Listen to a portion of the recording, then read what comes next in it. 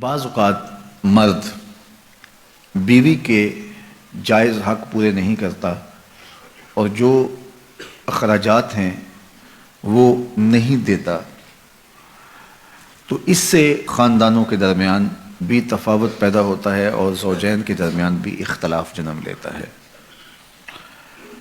اگر شوہر مفلوک الحال ہے تو پھر بات اور ہے، اور اگر وہ صاحب استطاعت ہے، اللہ نے اس کو مالی آسودگیاں عطا کی ہیں،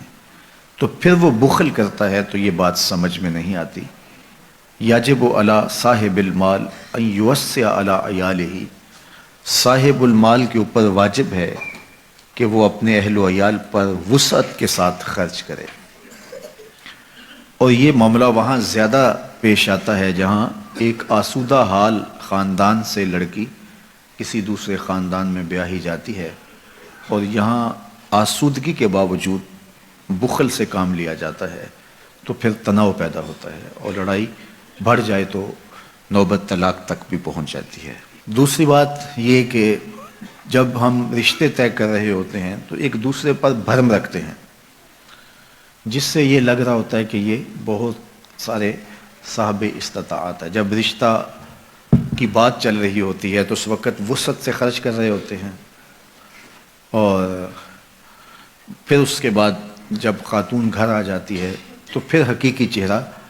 سامنے آتا ہے اور نقاب اترنے لگتے ہیں، اور پھر پتہ چلتا ہے کہ یہ تو معاملے کچھ اور ہیں۔ تو ایک تو خاتون کو اس کے خاندان کو دھچکا لگتا ہے کہ انہوں نے ہمیں چہرہ کیا دکھایا تھا اور اندر سے نکلا کیا، اور دوسرا پھر وہ مزید بخل سے جب کام لیتے ہیں تو پھر لڑائی کی نوبت آتی ہے۔ تو میرا خیال ہے کہ جب بھی رشتہ طے کیا جائے تو ساری صورتحال فریقین کے سامنے ہونی چاہیے تاکہ وہ اپنی مرضی کے مطابق فیصلہ کرے، اور شریعت نے جو ہمیں کف برابری کا کہا ہے تو اس کی حکمت بھی یہی ہے۔ جب خاندان برابر کا ہوگا تو اس کا نباہ ہونا ممکن ہے۔ دونوں کے جب معاشرتی مقام میں فرق ہوگا تو اگر بیوی فائق ہے تو وہ شوہر کو غلام بنانے کی کوشش میں لگ جائے گی اور اپنے ماں باپ کی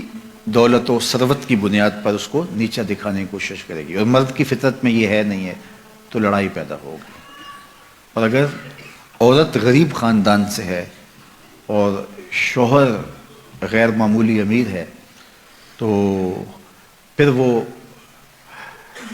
اپنے سسرالیوں کے ساتھ رویہ اور انداز کا رکھے گا، اور بیوی کے ساتھ بھی اس کا رویہ اور طرح کا ہوگا کہ یہ میرے مرہون منت ہیں، تو پھر اس کا نتیجہ یہ ہوگا کہ بودھ بڑھتا چلا جائے گا اور خاندان ٹوٹ جائیں گے۔ اس لیے اپنے جیسے لوگ ہی تلاش کرنے چاہیے تاکہ یہ بودھ درمیان میں نہ ہو۔ اسی طرح جو ہے وہ خاتون انتہائی دیندار ہے اور جو لڑکا ہے وہ انتہائی دنیا دار ہے، یا اس کے برعکس کہ لڑکا انتہائی دیندار ہے اور خاتون انتہائی دنیا دار، تو پھر بھی نبھا نہیں ہوگا۔ خاتون کی آرزو ہوگی کہ میں